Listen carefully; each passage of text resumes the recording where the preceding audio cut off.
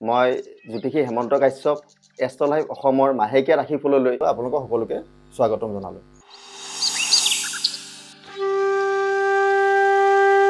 মই নৱেম্বৰ মাহৰ ৰাশিফলৰ ৰাশিসমূহৰ ফলদানৰ বিষয়ে আৰু তাৰ লগতে এই মাহটোত এটাকৈ পূৰ্ণিমা আৰু অমাৱস্যাৰ সকলো বিষয়ে মই আপোনালোকৰ মাজত আজি কৈ যাম।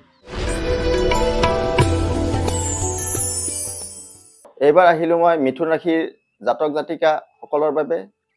মিথুন ৰাশিৰ জাতক জাতিকাসকলৰ এই মাহটোত যথেষ্ট পিত্তৰোগ আৰু ব্যাকুলতা দেখা পাওঁ। কষ্ট আছে আৰু কৰ্মত যথেষ্ট বাধা আছে। পাৰিবাৰিক কিছু সংখ্যক অলপ অশান্তি থাকিব। নৱ কৰ্মত নিযুক্তি হ'ব। যদি আপুনি নতুন কামৰ বিষয়ে চিন্তা কৰি আছে তে এই মাহত আপোনালোকৰ কামটো হোৱাৰ সম্ভাৱনা যথেষ্ট আছে। আৰু আৰ্থিক উন্নতি হ'ব।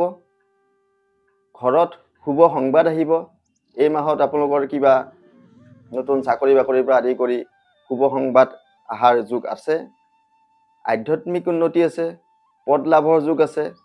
চাকৰিয়ালসকলৰ কাৰণে এই মাহটো মধ্যম ফল পাব। কৰ্মত যথেষ্ট ব্যস্ততা থাকিব। সিদ্ধি লাভ হ'ব। আৰু যদি মামলা মোকদ্দমা কিংবা চলি আছে তেতিয়াহ'লে এই মাহত আপোনালোকে জয়লাভ কৰিব। এই মাহত এটা ৰাস পূৰ্ণিমা আৰু এটা অমাৱস্যা আছে। 4 নৱেম্বৰৰ দিনাখন ৰাস পূৰ্ণিমা আছে। যিসকল জাতক জাতিকাৰ চন্দ্ৰগ্ৰহ অশুভ ভাৱত আছে বা পাপ পীড়িত হৈ আছে সেইসকল জাতক জাতিকাই শ্ৰীকৃষ্ণৰ ৰাসযাত্ৰা পালন কৰিব। তেনে কৰিলে আপোনাৰ চন্দ্ৰগ্ৰহটো শুভ হ'ব। আৰু যিসকলৰ জাতক জাতিকাৰ শনি অশুভ ভাৱত আছে, দশা অন্তৰ্দশা বা শনি 60 বা শনি ঢাইয়া চলি আছে, সেইসকল জাতক জাতিকাই অমাৱস্যাৰ দিনাখন শ্ৰী শ্ৰী মা কালীমণি দৰ্শন কৰিব। তেনে কৰিলে আপোনালোকৰ এই মাহটো যথেষ্ট শুভ হ'ব। ধন্যবাদ।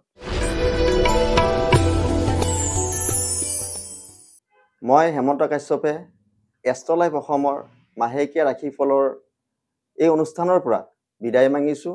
আপোনালোকৰ দিনবোৰ শুভ হওক।